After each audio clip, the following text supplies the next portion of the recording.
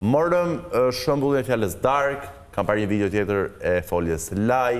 Jam këtë të thjeshta. Ja, na i shpjego, si kanë origjinë nga gjuha shqipe këto fjala? Unë nuk kam thënë kur diçka të tillë, theksojmë pra që nuk është zbulim, është rizbulim. Dhe këtu duhet gjithnjë të interpelare, të fusim pak dhe qeverinë mes që për 3 vite vazhdojnë të mos jenë kaq. E lëm politikën, bëjmë vetëm analizën. Me ishte shumë rëndësi që nuk po arrit marrë edhe librin dot, po mbajnë edhe librin. Po ta mbajnë librin. Dhe për tek kësaj pra që në diçka serioze, po nuk e arrim ta mbyllim si çështje. Në thelb janë këtë gjëra thjeshta.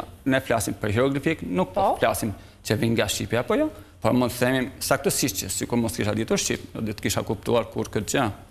Pra, nuk është zbulim, por rizbulim, për qenë korrekt. Është qartë. Dhe pse... Japim disa shembuj, fjalë konkrete. Shembull këtë të thjeshtë, për shembull, çdo hieroglifik ka një domethënie të pastër të qartë në themel. Marr për shembull siç ishte D, apo O në çdo rast, në çdo rrethan, janë shkrimet e lashta që ne përcjellim këtu tie, do thot dielli. Pra, ku shen jo në thelb është dielli.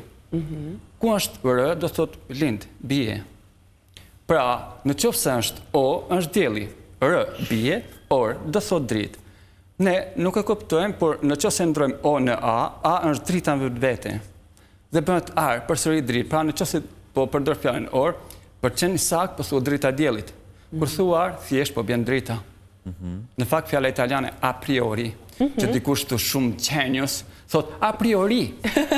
Dhe a priori, pra drita para prin diellit.